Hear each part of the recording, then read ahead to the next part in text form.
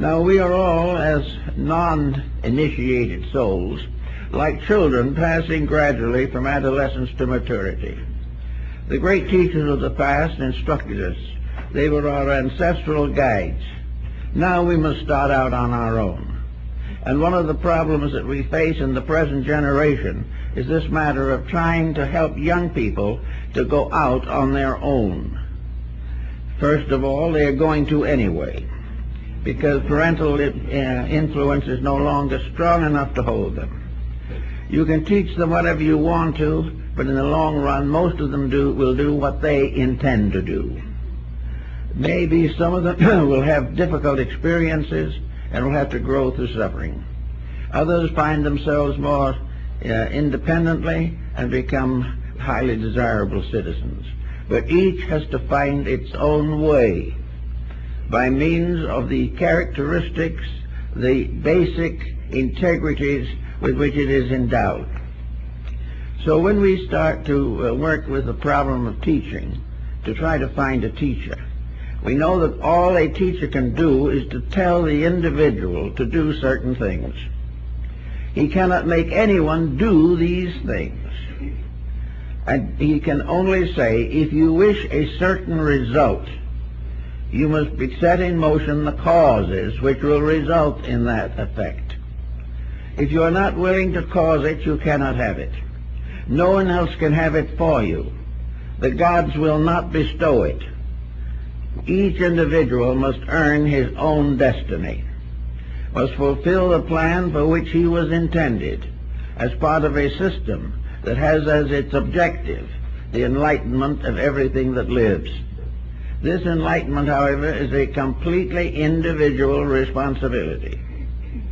Now it is possible for a person to become inspired by association with desirable types of thinkers and believers, the meeting of the individual with other persons of high resolve, high intention, noble experience in life. All these things are objective helps, but they do not contribute the actual substance. All they can possibly do is inspire. This is all any teacher can do, is to inspire the individual to do his own job.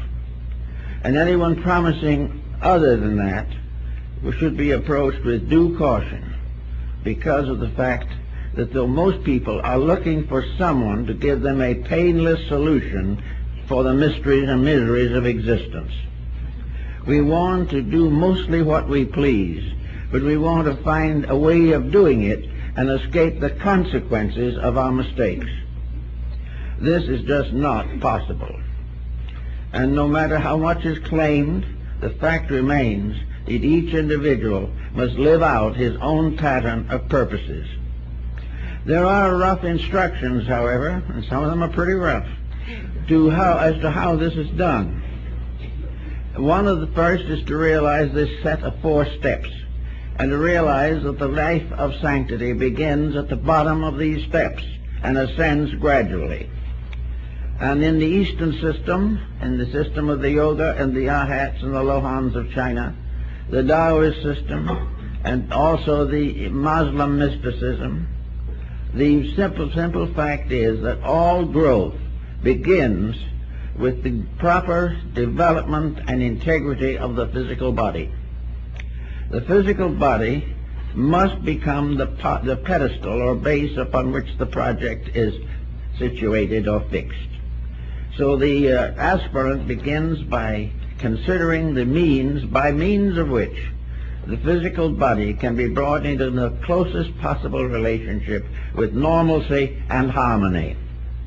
This means that any destructive habit which endangers the body blocks the entire procedure.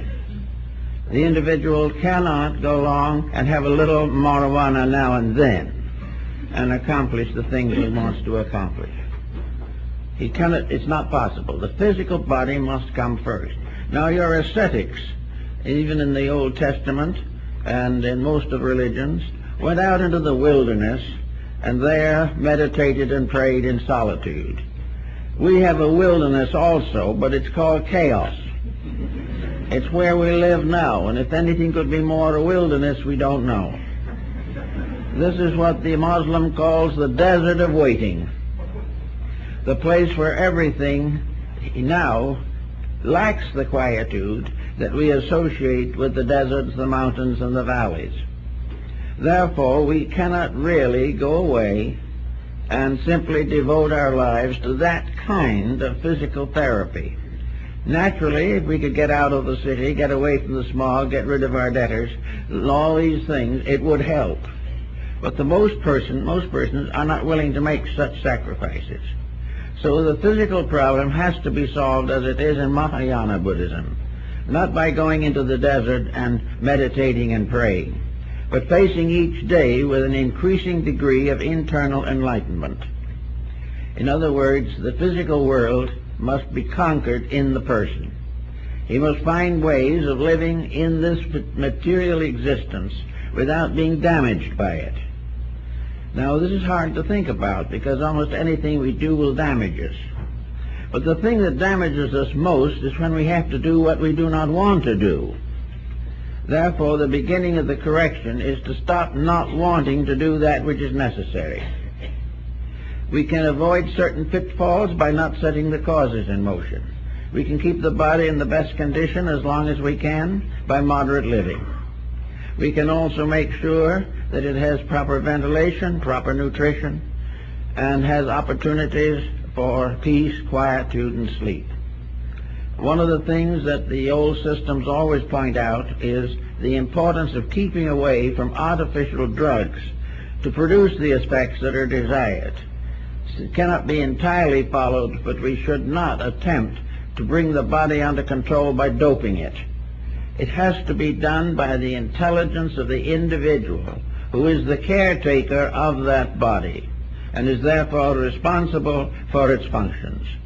He must decide that the body is a younger brother to the mind, and that it is the duty of the elder brother to guard and protect the younger brother.